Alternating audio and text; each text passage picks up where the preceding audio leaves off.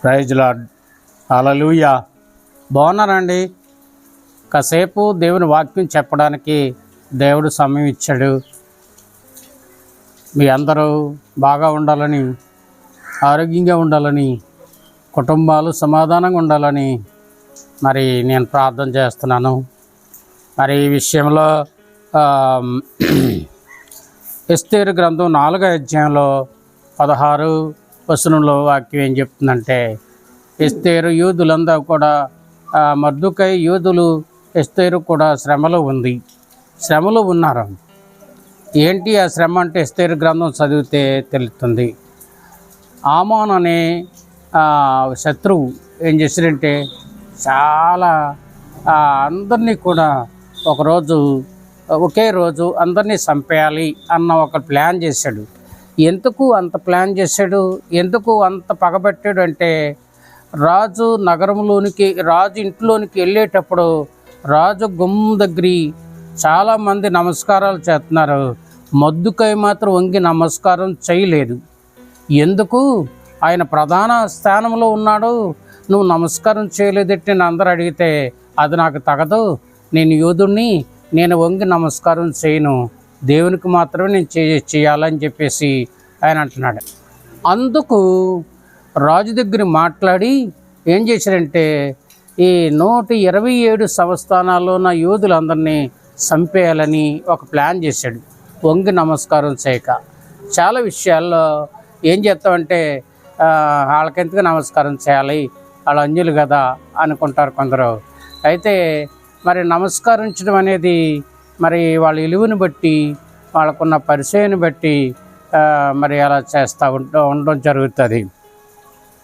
ప్రియమైన దేవుని బిడ్డ, ఇది ఎంతవరకు వచ్చిందంటే, ఈయన జాతి ప్రజలందరూ ఎవరు అని తెలుసుకుని మొత్తం ఏం చేశారంటే మరణ శాసనము రాజు దగ్గర నుంచి పుట్టించాడు.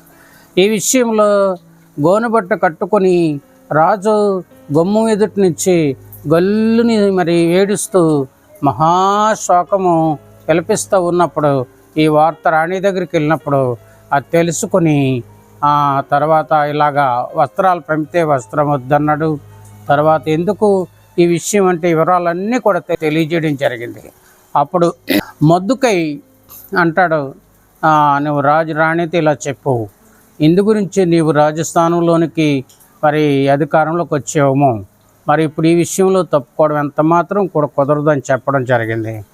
అప్పుడు నేను నెల రోజులు బట్టి రాజు దగ్గరికి వెళ్ళడానికి లేవలేదు, అందుగురించి నేను ఎంత మాత్రం వెళ్ళలేని పరిస్థితిలో ఉన్నానంటే, అప్పుడు రాజు మరి మొద్దుకై ఏం చెప్పాడంటే, మొద్దుకై కబురెట్టాడు, నీవును మరి రాజనగరంలో ఉన్నంత మాత్రాన నువ్వు తప్పించుకుందేమో, నీవు నీ ఇంటి వారు నీ తండ్రి ఇంటి వారును నాశనం అవుతారు, యోధులకు రక్షణ వేరే చోట నుంచి వస్తుందని చెప్పేసి మొద్దుకై కబురు పెడితే, రాణి అన్నది, ఎస్తేరు అంటుంది, నేను ఈ సూసన కోటలో ఉన్నటువంటి యోధులందరికీ నా కొరకు 3 దినాలు అన్నపానములు మాని దేవుని మందిరంలోనికి వెళ్ళి, సమాజ మందిరంలోనికి వెళ్ళి ఉపవాసం ఉండి విచారించండి అని చెప్పడం జరిగింది. విచారణ చేయండి, ఉపవాసం ఉండండి అని చెప్పేసి అనడం జరుగుతుంది, కానీ దేవునికి ప్రార్థన చేయండి అని మాత్రం అక్కడ అనలేదు. అయితే ఏమన్నా యోధులందరూ దేవుని నమ్మారు కనుక వాళ్ళు అందరూ కూడా ఏం చేశారంటే రాణి నిమిత్తం ప్రార్థన చేశారు. అప్పుడు నేను నశిస్తాను, కానీ నేను మాత్రము రాజు దగ్గరికి వెళ్తాను, రాజు ఆజ్ఞ ఇవ్వకుండా మాత్రం రాణి దగ్గరికి మరి రాజు దగ్గరికి వెళ్ళకూడదు. ఆ విషయంలో రాణి తెగించింది. తెగింపు అనేది ఆత్మీయ జీవితంలో చాలా విలువైనది. దేవుని నిమిత్తం ఇతరులను రక్షించడానికి తెగించాలి, భర్తను రక్షించుకోవడానికి తెగించాలి, కుటుంబాన్ని కట్టుకోవడానికి తెగించాలి, దేవుని దగ్గర కొన్ని దినాలు ఉపవాసం ఉండి ప్రార్థన చేయడానికి తెగించాలి, మరి లోకములో నుంచి దేవుళ్ళలోనికి కరెక్ట్గా నిలబడడానికి తెగించాలి. జీవితం చాలా విలువైనది. జీవితం అనే మాట ఆత్మ సంబంధమైనది. ప్రియదేవుని బిడ్డ, వాక్యం రాయబడింది, తెగింపు జీవితం అనేది ప్రతి ఒక్కరికి కూడా అవసరం. దేవుని నిమిత్తం శిశువులు చాలామంది యేసుప్రభు చనిపోయిన తర్వాత ఆ కోడన్న శిశువులు పారిపోయారు, అందరూ కూడా మరి చల్లాచెదిరైపోయారు. అయితే పిలాతు ఆజ్ఞ ప్రకారంగా యూదులందరూ యేసు ప్రభువారిని చంపడం జరిగింది. తర్వాత ఎవ్వరు కూడా దగ్గరికి వెళ్ళకూడదు, వెళ్ళలేని పరిస్థితి, ఎవరైనా చంపేస్తారు అన్న పగలు అక్కడ ఉన్నాయి. అలాంటప్పుడు చాలా భూములు ఉన్నవాడు అరిమత్తయి యోసేపు చాలా పేరుగాయించిన వాడు, మంచి మనసు కలిగిన వాడు కనుక రాజు దగ్గరికి వెళ్ళి అడగడానికి తెగించాడట. తెగించి ఏం చేశాడంటే, మరి యేసు ప్రభువారి శరీరం మాకు కావాలి, మేము ఈ సమాధి కార్యక్రమం చేస్తామన్నప్పుడు ఆయన మాట రాజు కూడా తప్పకుండా ఇవ్వడం జరిగింది. ప్రియా దేవుని బిడ్డ, వాక్యం రాయబడింది, మంచి విషయంలో కొన్ని విషయాలు తెగించాలి, రక్షణ విషయంలో కొంతవరకు తెగించాలి. బైబిల్ పట్టుకుని ఈదిలోనికి వెళ్ళకూడదు. సెల్లో బైబిల్ ఉంది కదా అనుకుంటారు, బైబిల్ పట్టుకుని చర్చికి వెళ్ళకూడదు, నేను వెళ్ళను, ఇది చాలా సిగ్గుగా ఉంది అనుకుంటారు చాలామంది. కొందరు ఏం చేస్తారంటే, భర్త నల్లగా ఉన్నాడు, భార్య చాలా తెలుపుగా అందంగా ఉంది, భర్తకు చదువు లేదు, నాకు చాలా చదువు ఉంది అని చెప్పేసి మరి చాలా వెనకాడతారు. ఏ విషయం అన్నా సరే నువ్వు చేసుకున్న భర్త విషయంలో అన్నీ తెగించి మరి ఇలా కట్టబడి ఉండాలి. అంతేకాకుండా నీ పిల్లలు కట్టుకోవడానికి, అంతేకాకుండా నీ కుటుంబాన్ని కూడా మంచిగా కట్టడానికి, అంతేకాకుండా నీ రక్త సంబంధాలు, నీ ఇరుగు పొరుగు వారిని, నీ కుటుంబీకులు అందరినీ కూడా దేవుళ్ళు మళ్లించడానికి ఒక మంచి తెగింపు జీవితము అవసరం అన్నమాట. అరే, యెరూషలేమును శుభ్రంగా నాశనం చేసి ఒకసారి ఆస్తి అంతా పట్టుపోయాడు, ఒకసారి శుభ్రంగా జనాన్ని దోసుకెళ్ళిపోయాడు నెబుకద్నెజరు మహారాజు. తర్వాత ఆలయం కూడా అందులో విలువైన పాత్రలన్నీ పట్టుపోయి మందిరాన్ని కూల్చడానికి ప్లాన్ చేశాడు. అయితే చాలామంది యవనస్తులను, రాజకుమారుల్ని చెరగా తీసుకుపోయాడు. అందులో చాలామంది రాజు ఏం చెప్తే ఏం పెడితే అదే తిన్నారు, కానీ కొందరు మాత్రము రాజకుమారులు తినలేదు. అందులో షద్రకు, మెషకు, అబేద్నెగోలు వాళ్ళు మాత్రం ఏమీ కూడా తినకుండా, అలా దానియేలు కూడా మరి రాజు ఇచ్చినవి ఏమీ కూడా మాంసాహారం కానీ అలా ద్రాక్షారసం కానీ తీసుకోకుండా శాకాహారమే తిన్నారు. ఇలాంటి పరిస్థితుల్లో ఒకరోజు దేవుని విషయంలో ఒక సమస్య ఎదురైంది. ఏంటంటే, నీ ఒక ఎడారి ప్రదేశంలో నేను నిలబెట్టిన ప్రతిమకి, ఈ బంగారు ప్రతిమకు మాత్రం నమస్కారం చేయాలి, ఎవరో కూడా ఏ దేవునికి కూడా పూజ చేయడానికి వీల్లేదు. ఇదిగో నేను చెప్తున్నాను, నేను నిలబెట్టి నీ ప్రతిమకు నమస్కారం చేస్తే మిమ్మల్ని అందరినీ విడిచిపెడతాను, లేకపోతే ఈ అగ్నిగుండంలో వేసేస్తానని ఒక పెద్ద అగ్నిగుండం ఏర్పాటు చేశాడు. ఈ షద్రకు, మెషకు, అబేద్నెగోలు అంటారు, ఓ నెబుకద్నెజరు మహారాజా, మేము ఈ అగ్నిగుండంలో మీరు వేసేయండి, కానీ అందులో పడ్డానికన్నా మాకు ఇష్టమే, కానీ నువ్వు నిలబెట్టిన ఈ ప్రతిమకు మాత్రం మేము నమస్కారం చేయమన్నారు. ఇదేంటంటే చాలా తెగింపుతో కూడిన జీవితం. అగ్గిలో ఎత్తే కాలిపోతాడు, చనిపోతాడన్న సంగతి ఎవరికన్నా భయమే, కానీ వీళ్ళ ముగ్గురికి మాత్రం భయమే లేదు. చాలా తెగింపుతో కూడిన జీవితం. దేవుని నిమిత్తం వీళ్ళు తెగించారు.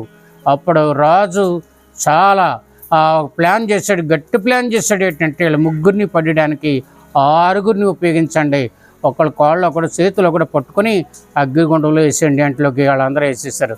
ఈ అగ్ని జ్వాలలకి ఈ 6 చనిపోయారు. ఈ 3 కూడా అగ్గిలో తిరుగుతున్నారు. మరి వాళ్ళతో పాటు ఒక తెల్లటి వస్త్రాలు వేసుకొని మరి దేవుడు కూడా అక్కడ కూడా ఉన్నట్టుగా కనబడతా ఉంది. మరి ఇదంతా కూడా ప్రజలెవరు అంత ఇదిగా చూడలేదు, కానీ వాళ్ళకి అందరికీ కూడా తెలియపరచలేదు.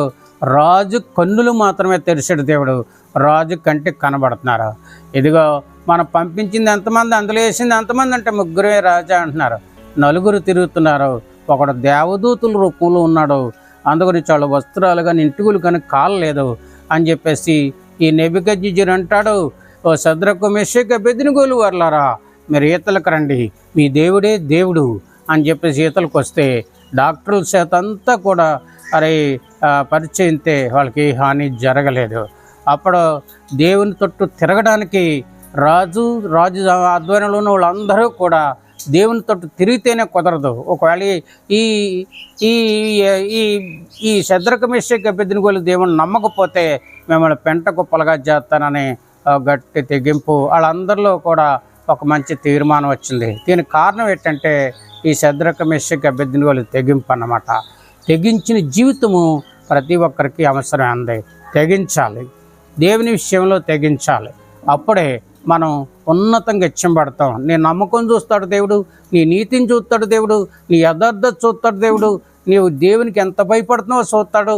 అంతేకాకుండా నువ్వు ఎంత ప్రార్థన చేస్తున్నావో దేవుని నిమిత్తము మరి ఎంతవరకు నిరీక్షణ కలిగి దేవుని వైపు చూస్తున్నావో అది చూస్తాడు దేవుడు. అందుకొచ్చి నమ్మకము, నీతి, యథార్థత, భయము, మరి విశ్వాసము ఇది బయటికి కనబడే కాదు, దేవుడు చూస్తాడు. అది ప్రియదేవుని బిడ్డ, రాజు కన్నులు ఎలాగైతే తెరవబడ్డాయో నీ కన్నులు దేవుని తట్టు తిరిగినప్పుడు, నువ్వు ఎప్పుడైతే ఇవన్నీ కలిగి ఉన్నప్పుడు దేవుడు ఎదుట నువ్వు ఆత్మీయ నేత్రాలు నీకు తెరవబడతాయి. దేవుడు ఖచ్చితంగా నిన్ను ఆశీర్వదిస్తాడు. నిన్ను ఆశీర్వదించి నిన్ను ఉన్నతంగా హెచ్చిస్తాడు. అన్ని విషయాలు దీవిస్తాడు. నీవు, నీ పిల్లలు, నీ భర్త, నీ కుటుంబం రక్షణలో నిలబడి భక్తిలో, భయంలో ఎదిగి మరి ఉన్నతంగా ఆశీర్వదించబడాలని కోరతో నా మాటలు ముగిస్తున్నాను. దేవుడు దీవించుగాక.